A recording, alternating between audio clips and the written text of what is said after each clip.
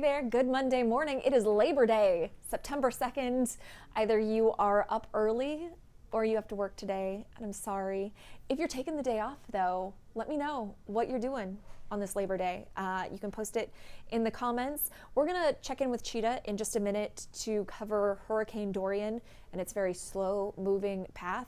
But first I wanna dive into a couple of the big stories you need to know about this morning. First up, of course, the mass shooting in West Texas. Here's what we know. On Saturday, the 36-year-old gunman was stopped for a minor traffic violation and opened fire. He hit the trooper there, and then in 15 other locations, hit people. He killed 7, injured 22. He died in a confrontation with police, and there's really no known motive right now, which is pretty terrifying. Investigators are trying to figure that out. We have teams over there who are trying to dig up what we can on the investigation. We're also learning more about the victims as well. There are GoFundMe pages set up for some of those folks.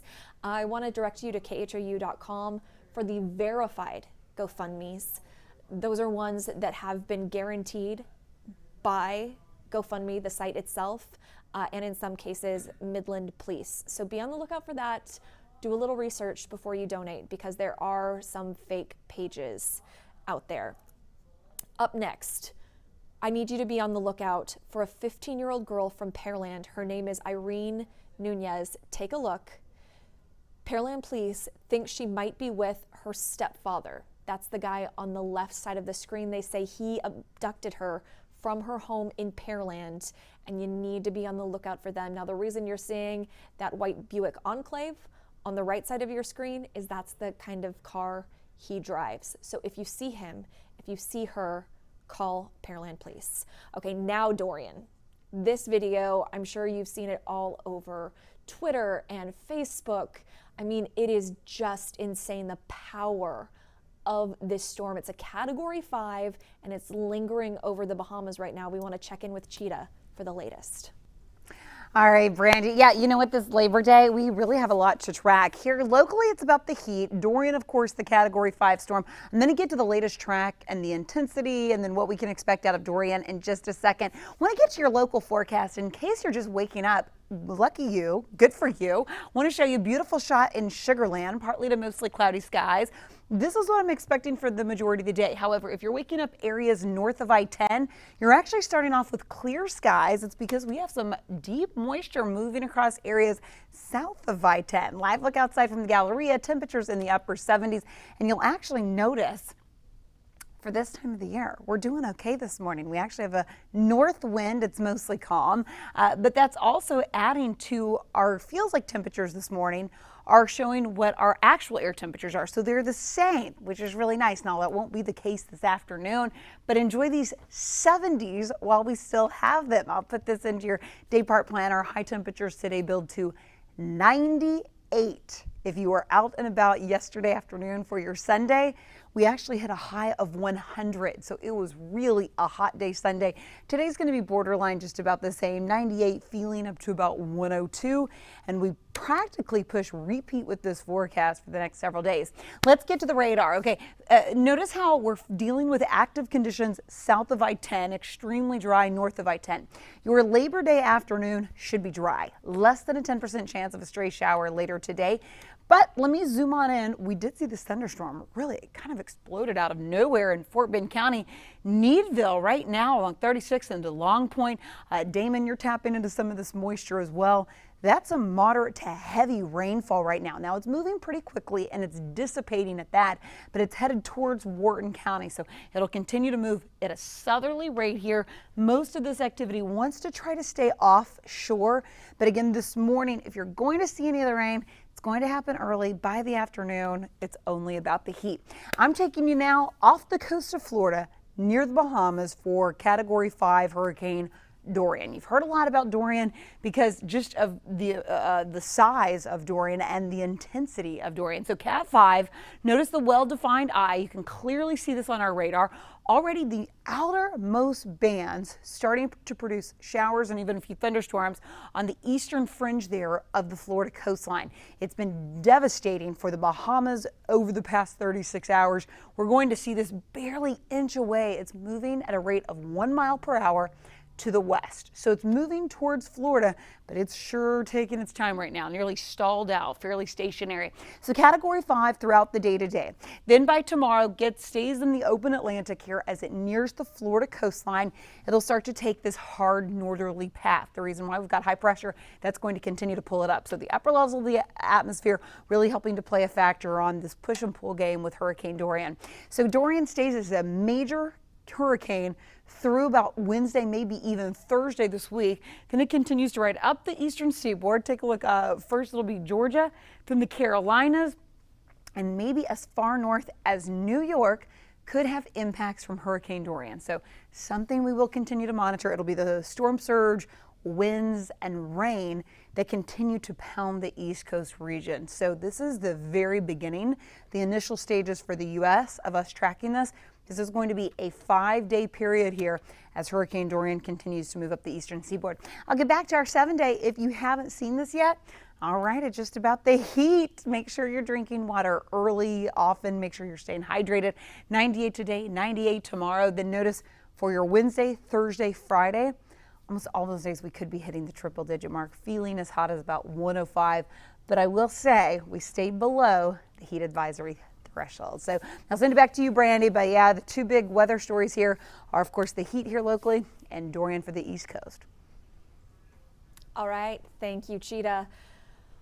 Our next story has no video associated with it on here.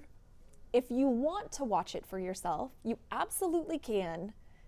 Maybe you've already seen this headline. His body had been dumped. I do believe that one other person. Whataburger. It happened in Bastrop. Whataburger even acknowledges that it happened. If you watch the video, I'll summarize for you. There's a mouse kind of running around in the back in the cooking area, and they're trying to catch it, and it dive bombs off the counter into the deep fryer. So Whataburger says the restaurant was closed at the time, and it's since been like cleaned and sanitized. But if you want to watch that video, you can at khou.com. A warning: it does have some pretty aggressive language in it, as you might imagine if you witnessed a mouse jumping into a deep fryer at your favorite fast food restaurant. And then finally, I want your take on this. This is blowing up on Twitter right now. Apparently, there are such things as alarm hoarders. I didn't realize there was a term for what I am, but that's what we are. So check this out. This woman shared all of her alarms. She has like 100 on her phone. And some are just like minutes apart, not like the standard 5 or 10 or 15. So I'm guilty of that just as the same way. Because here's the thing. I'm gonna try to defend myself here as I show you. Let's start at the beginning. All of my alarms here. Let's see, Brandon, can you pop me up so I can show them? I have a few that just keep going and going. Oh my gosh. Okay, I hadn't scrolled all the way through because this is, they really do. And we've only reached 10 p.m., folks. In my defense, my shift starts at different times and it starts at weird times. So I have to set multiple alarms. So that's why you have early on here, you know, a 1, a 1:15, and a 1:25. A 1:25 is a, oh boy, you're in trouble. But then when I get home, because I also have a weird shift, so I get off work at 10, sometimes I'll take naps if I have things planned, and so that's why my afternoon is loaded with a lot of weird times. But how many alarms do you have set on your phone? Not that you have set for like wake up, because I think most people normally have like maybe 1 to 3, maybe 5 if you get up at the time of night that we do. But how many are on there total? Is it dozens and dozens? Is it like 3, let us know in the comments section. All right. Brandon, what do we got over there? Not much so far. We definitely have a couple people thinking of our neighbors to the east, talking about Dorian, making sure we're sending some thoughts to the Bahamas, and looking forward to what's going to happen later in the week on the East Coast.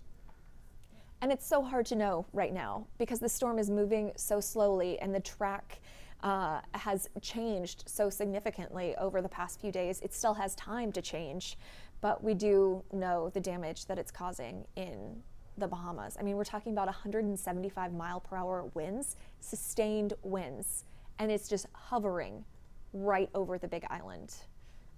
Seeing that video is, the waves, the wind, the storm surge, all of it. So we will continue to have updates on Dorian on khou.com as well as through our mobile app. I want to encourage you, if you do download our app, know that you can customize the notification settings. So you're not getting a notification every time we send one out, but if you're really interested in severe weather or tropical weather, or if you just want breaking news, you can set the notifications for that. That's been really handy on my end, although I have all of them. So any other comments and questions? Not really so far. I will say I personally have 7 alarms to wake up. There you go. Starting at 2:50 in the morning and then ending at 3:30, and 3:30 says, oh no, because I'm definitely late for work by then. I was like, you're supposed to be here by, Yep. what time do you get here, Brandon? I should be here by 3:30. Okay. So Yeah. that's a last ditch effort to please wake up. And let me know if you guys do this too. There are mornings you're just gonna deal with being a little bit late. Like there are days, this is a girl thing, when I have to wash my hair, and if I don't get up 15 minutes early, I'm gonna be 15 minutes late. And sometimes, I hope my bosses aren't watching, sometimes that just happens. I work a lot beyond when I'm supposed to stop, so that I'm just defending myself a little bit. But it is tough to like get up and get your body moving at 1:30 in the morning. Like I feel like even though I've changed my shift and like gotten up earlier, everything moves slower. Like you're only getting up 30 minutes earlier, but your body is moving 45 minutes slower. I don't know. Yeah, we have a comment here from Heike or Heike. Heike? Dees. Yeah, something. 23 alarms for Heike. Yes, you get me. Okay. So she's another hoarder, just like you. And my grandma's watching. I'm pretty sure my grandma doesn't have any alarms. She wakes up and she goes to sleep whenever she wants. That's the dream. But grandma's the only one I can call when I get off work here, because I know grandma's up. I could like it's 6:47 back home. Grandma's up and watching. She's got it. All right. We're going to wrap it up for now. We have another update coming up here at 2:15, so we'll have the latest on Dorian, also the latest on the investigation into the shooting in West Texas, so be sure to tune in then. Otherwise, we will see you tomorrow.